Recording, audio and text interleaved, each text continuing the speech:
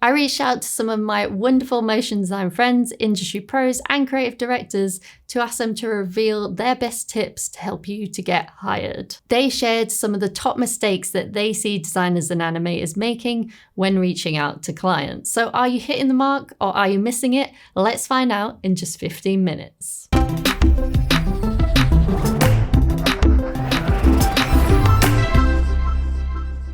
What's the one thing that you look for when you're hiring a designer or an animator? When I'm hiring anybody, a designer, a 3D artist, a video editor, the thing I really look for is a process behind their work, because I've been burned, frankly, is how I learned this. I learned this the hard way. I've seen people with really cool looking work on their website. So I hire them expecting them to be able to do that work. And it turns out that the work that I really liked, maybe they did it as part of a big team. Or maybe they did it all themselves, but they had an art director literally sitting on them for a month and just telling them where to put the pixels. Or they followed a tutorial or something like that, right? Or they just got lucky. Maybe they actually are capable of good work, but they're just very inconsistent. Sometimes they get lucky and it comes out good. And so how can I tell that what I'm gonna get from this artist is going to be at the same level as what I'm seeing on their portfolio? So the secret weapon is case studies, write-ups, anything that can give a potential client a look behind the scenes of the project. So if you're doing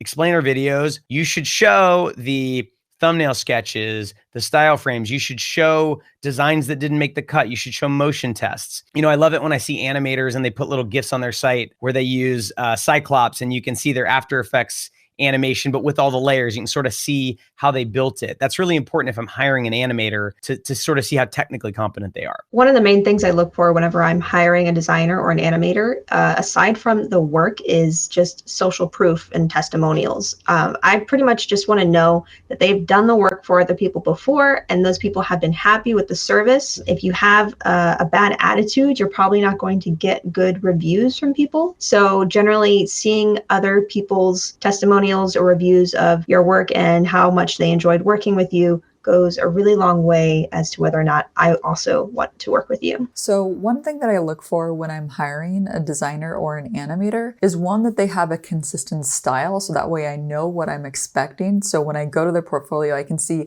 they have this signature style. And then the second most important thing is communication. If I can see that they're able to communicate their ideas and ask questions, it shows me that they are engaged in the work that I'm doing and we're able to have this communication. Even if they're running behind on a project, I just want that communicated. Like, oh, I need a couple more days or I need an extra 24 hours to complete this. Just giving me the heads up and being open with your communication, I think is a great way to, ensure that you are going to do a good job. We think it's really important that their style and their execution of previous projects matches or is close to the requests or the requirements of the current project. So we really need to have that confidence. So we're avoiding risk at all costs because the last thing that any studio wants is to have a scope of work or any sort of contract with an artist. And then later on, we find that they're not capable of the type of execution that we're looking for. And it's just a bad situation for everybody. And so we try to avoid that at all costs. And it's just really important to know that you have relevant work that relates to the project at hand. Okay, so we do look for a lot when hiring a designer or animator, but assuming we like your work and we're reaching out, one thing we look for, the main thing we look for is professionalism, how quick they respond to emails, how thoughtful they are in their responses, and just what it's like kind of going back and forth with them. I think most people sometimes forget that there's a business and it's a very collaborative business that we're in. So we're definitely looking for any indications that something might be off there. So that would be reliability in their work and with their team. Skills are important, right? So I'm definitely looking at what you're capable of doing. I would say even before that is energy, vibe. Like we're working on a team. Positive energy is, I think, key for sure. Skill, I think, is a really, really close second to that. What's the one thing that everyone misses when they're looking to get work as a designer or an animator? I think one of the biggest mistakes beginning animators can make is thinking that anyone else cares as much about your work as you do. It's not precious to anyone else. So you really need to cut it down and only show the best of your work. Don't waste people's time. Only give them good reasons to hire you. They don't want to see a 3-minute lyric video or anything like that. They just want to see quick, very convincing evidence that you are capable of doing what you're telling them you can do. The vast majority of my projects and gigs come through recommendations, through my network, through people that I've worked with before or that I just meet online or at events. So if you are not getting work, if you're having trouble getting hired, one of two things are happening. You're either missing out on your network, you're missing out on the people connections that you could be making, and you should probably focus on those, or you are making those connections, but you're leaving a bad impression. So that might be your work attitude. So be careful with that, and just make sure that you're always being good to people and just being a cool person to work with, and it will come back to you. I think one thing that gets missed a lot is customizing the work that you present in the initial reach outs to your prospective clients. I think that they could be better suited for the clients you're trying to work for. Something that I see a lot of people miss when they're going out and trying to get work is they miss the fact that there are so many different kinds of companies and clients that they could work for. So I hear from artists saying, hey, I've reached out to every studio and no one's booked me. Okay, well, here's the thing. Studios are one type of client that can book you, but there's many more. You could work for agencies, advertising agencies, PR agencies, marketing agencies. And there's many different kinds and sizes of those. You could work for tech companies. You could work for large tech companies, right? The Googles and the Apples and the Ubers and the Airbnbs, but you can also work for the small startups, that just raised $5 or $10 million and they're gonna need some marketing help, right? And the way that I sort of teach this is, just look around, and anything that you see, like I have guitars next to me, even guitar companies are hiring motion designers to do work for them. And if you get good at using LinkedIn, especially LinkedIn Sales Navigator, it is so easy to find thousands of companies out there that are hiring motion designers that you'd never really think of. So I think that's something that's missed. People go for the obvious thing. Let me go after studio work, but there's so much more out there. What's the biggest mistake that you see designers and animators making when they're reaching out to you about freelance work or contacting you about a role? I have some freelancers that reach out to me directly if they want to design my thumbnails or edit videos for my YouTube channel. And the biggest mistake that I see is that they'll give a nice introduction, but then they forget to include a link to their portfolio or attach any work that they have. So I don't really have anything to go off of.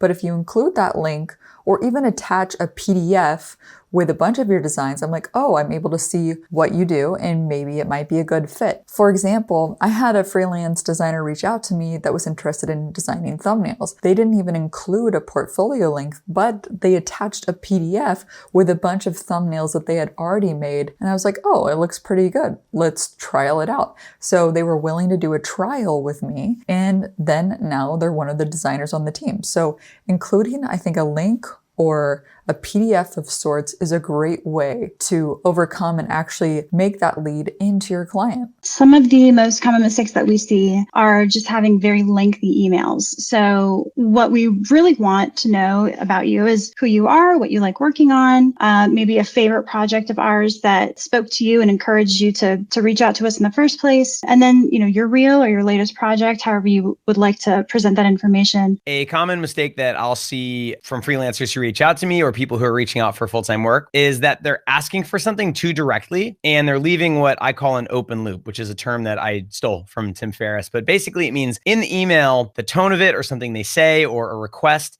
it leaves the implication that they expect me to respond. And I am very, very busy. I got lots and lots of emails and lots of requests. And so if you're reaching out for freelance work and I check out your reel and I'm like, this is great, I just literally have nothing for you to do right now. And I also don't have time to write some kind of response to you. So what I'm going to do is what most people do, which is just not respond. But I'm probably going to write your name down somewhere. I'm going to add you to like a Rolodex or something like that. But if you've made it clear that you expect me to respond, well, I'm a people pleaser. And so now I'm going to feel guilty that I don't respond. So it's almost like you're putting pressure on me. And this is generally done unintentionally. So saying things like, I look forward to hearing from you. Well, you're not going to hear from me. but you said you're looking forward to it. So now I'm disappointing you. So now I feel awful and I won't be able to sleep tonight. This is obviously hyperbole, but this is what can happen when you're asking for something too directly. So I'm a big fan of emailing someone, letting them know very clearly what your value is, and then just leaving it there. And in some cases, even saying things like, I know you're really busy, so no reply necessary. I think that mentality is going to get you a lot more out of your outreach. Yeah, I would say not being concise in your messaging. For me, because I'm doing so many different things, it's really helpful to me when folks are showing me exactly the sort of work that they want to be doing. Something that is super helpful is when you pull something from my portfolio or the portfolio of the studio that you want to work with and say, I loved this project. That sort of helps me sort of make correlation between you and your skill set and possible future project. Well, the biggest mistake artists make when submitting their work is they simply don't send their work. Oftentimes they'll email and be like, hey, are you guys looking? Just send your work. If it's there and we're interested, we will for sure reach out. The other thing is follow up about it. Give it a week, give it a 2, reply all to that same email so that we remember where we're, give us a thread, give us some breadcrumbs and say, hey, I'm just curious if anybody has had time to review the work. I'm curious to hear your thoughts. I think one of the biggest mistakes is when an artist sends an email that is clearly a generic email that is sent around all their clients. I'd suggest do some research before emailing and add some notes of what you found. One of the most common mistakes that I see people make whenever they are reaching out for work is that they're making it all about them. So I'll get a ton of messages that are just way too long and they're filled with all this unnecessary background information. So I would recommend actually using bullet points to keep it short. 100 words or less is ideal. Just make it about your specialties, what you can do to help them, the client or producer or studio, and then drop your availability and a link to your portfolio. And that's it. What do you think is the biggest improvement that someone can make when they're looking to get hired? Getting to the point as quickly as possible is probably one of the easiest ways to get hired by someone.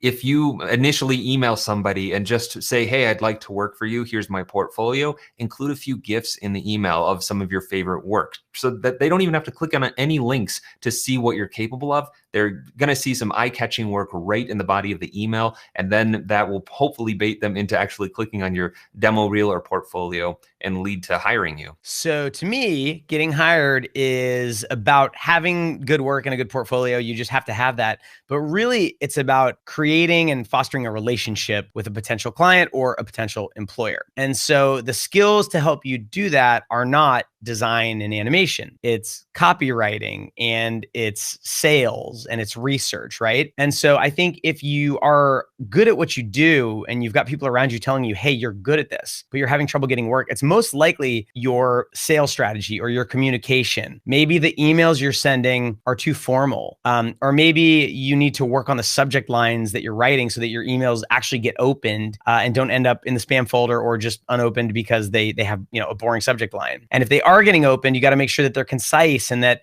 they're structured in a way that's gonna sort of elicit a little bit of joy from the person reading it, so that already just by reading an email you've made them smile. You're way more likely to get booked that way. So I guess that's the biggest tip I can give you is practice those skills, the soft skills, building rapport, writing. Those are going to help you far more in the long run than just getting incrementally better at your craft. Yeah, making time and investing in personal projects and making sure that those personal projects are exactly the sort of work that you want to be doing. Just get yourself out there, get brave and start publishing and posting on social media. Be present, have your online presence is strong, and that's going to help. I got to tell you, there's nothing more appealing than when somebody addresses a note. So if we give you a portfolio review and we say, hey, like the type in this section, could be a little zippier, zappier, whatever. One thing you could do is actually address that feedback. Say, I saw what you were talking about and I went back to that project and I noodled it. What do you think? That is a big deal. I think one of the best ways to boost your hireability is to start working on your personal brands, whatever that means to you. To me, it's about showing up in your community regularly, just kind of being a regular presence there, showing your work, using your voice to speak up about things that matter to you, kind of just creating a community around you and being a pillar